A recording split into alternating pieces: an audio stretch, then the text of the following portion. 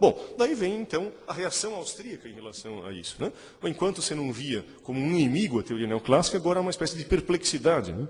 Mises vai falar algo como... Bom, aparece Lenin falando assim, né? Quer dizer, para Lenin, a tomada do poder tinha que problema econômico? Cooptar os técnicos.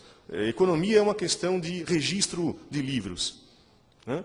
Então, é um trabalho burocrático. Aqui não se percebe como funciona o mercado, que a essência, um personagem ausente nos livros de microeconomia não é a firma, é o empresário. Né? Então, ele tem que fazer avaliações, opiniões sobre quais são as possibilidades de uso dos recursos. Né? Então, a questão de confusão da atividade empresarial com a atividade meramente burocrática. Né? Tá? Então, a diferença crucial que a teoria tradicional se atém sempre ao equilíbrio, mas o que é relevante no mundo real é a ação fora do equilíbrio. Eu não sei, a princípio, quais são os fundamentos da economia. Isso é algo que se vai descobrir na interação. Né? Então, a teoria não dá nenhum guia para como que eu vou agir fora do equilíbrio. Então, o método, como não é matemático, eu não tenho equações que descrevam a compatibilidade de planos, eu estou preocupado em saber como que, através de um processo, então, uma teoria de processo de mercado, eu chego ou não nessa compatibilidade de planos. Né? Como que, na verdade, eu vou chegar nessa compatibilidade de planos? Pela ação das pessoas que vão agir, por exemplo, no escuro, inicialmente. Tá certo? Então, bom, existem críticas, como do Lionel Robbins, né, que é impossível alimentar aquelas equações.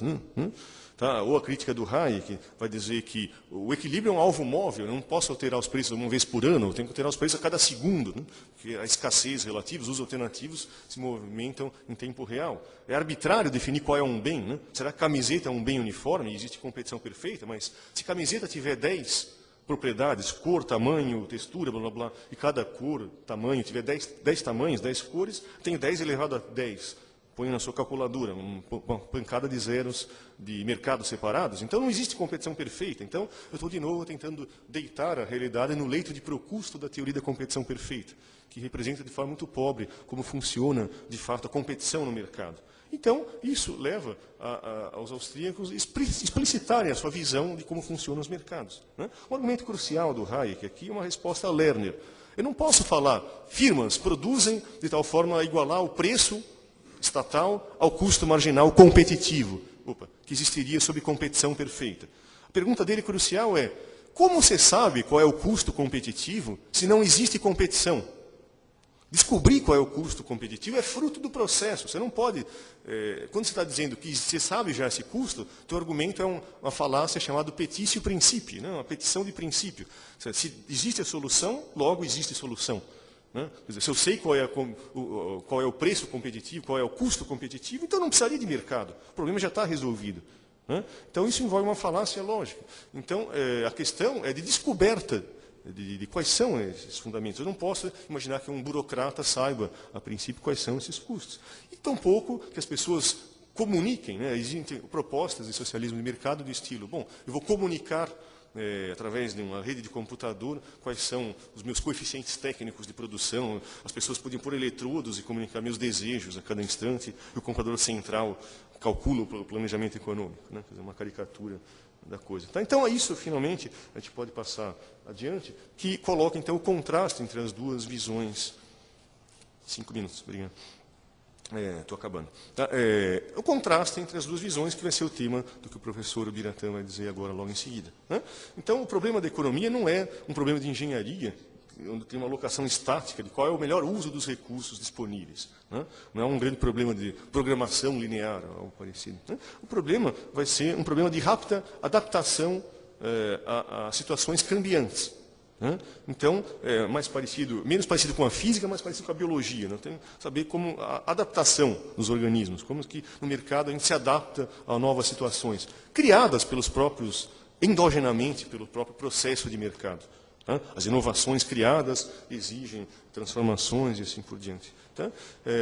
Então, a teoria tradicional, a exclusiva concentração em estados de equilíbrio, e a teoria austríaca é uma teoria de processo, né?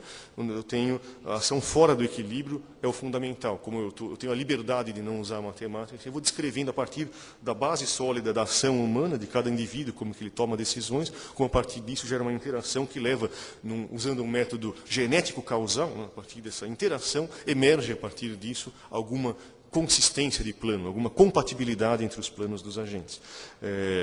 Então, uma teoria supõe conhecimento perfeito e os agentes são maximizadores, a coisa é meio mecânica. Você pode imaginar que um computador, de fato, poderia substituir a administração de uma firma, né? Enquanto que, na abordagem austríaca, eu tenho que imaginar que eu vou recuperar a ideia de competição dos clássicos. Nos clássicos, competição era rivalidade. Aqui, como suponho competição, conhecimento perfeito, eu já sei que produto deve ser. Então, imagina, por exemplo, diversidade de produto. Na teoria, na micro de vocês, né, você vai condenar aquilo como algo anticompetitivo. Não? Você vai suspeitar se alguém está tentando fazer um produto diferente, ele está tentando gerar um monopólio ali. Né? Isso porque você supõe que você sabe o que deve ser feito. Mas você parte da ideia que o problema é empresarial, não é meramente administrativo, então faz parte do problema descobrir quais são as preferências. Então os empresários têm opiniões diferentes sobre quais são as soluções do problema. O sistema de preço vai ajudá-los a apreciar qual é o valor dos usos alternativos, né? Mas eles podem, então é importante, se eu não souber a resposta de início, que haja diversidade. Um argumento o sistema do Hayek se resume nessa única frase, né? Liberdade, a defesa da liberdade individual repousa em última instância no reconhecimento da limitação dos nossos conhecimentos. Se eu não sei o que deve ser produzido, então é bom que as pessoas atirem para todos os lados e há um processo de mutação e seleção, digamos, né?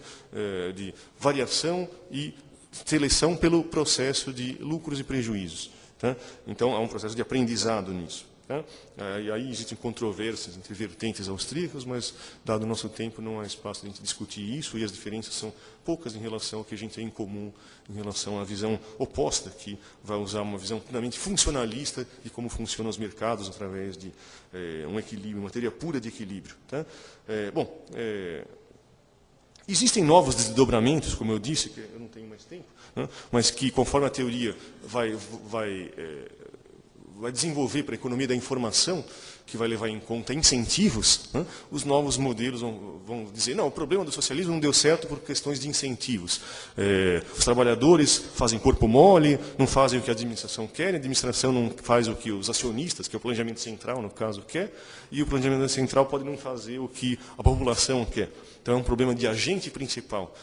E, para isso, tem que desenhar mecanismos de incentivos que façam as pessoas se esforçarem. Né? Então, o que acontece? Os modelos vão introduzir, então, finalmente, bolsa de valores, mercados financeiros no socialismo. Mas, de novo, sempre lembrando a história do Mises original. Não dá para brincar de casinha. Né? Eles tentam fazer modelos de bolsa de valor, etc., das firmas, mas se elas tiverem prejuízo, o cara não sofre um prejuízo. Há uma distribuição de ação igualitária, se uma firma se dá mal, mas aquilo tem que gerar um incentivo para as firmas serem eficientes, mas se o cara ficar pobre, ele não fica pobre. Então, de fato, uma tentativa de fazer uma quadratura do círculo, né? Voltar ao nosso unicórnio original aqui. Então, bom, e as críticas vão ser da teoria da escolha pública, mas não há tempo de a gente tratar disso. Tá? Então, voltando ao primeiro slide, a gente tem esse debate é muito rico, não é apenas vamos chutar cachorro morto do socialismo, primeiro porque não é um cachorro morto, né? Basta ver nossa eleição aqui, né? Então a questão do socialismo é sempre presente, né? E importante.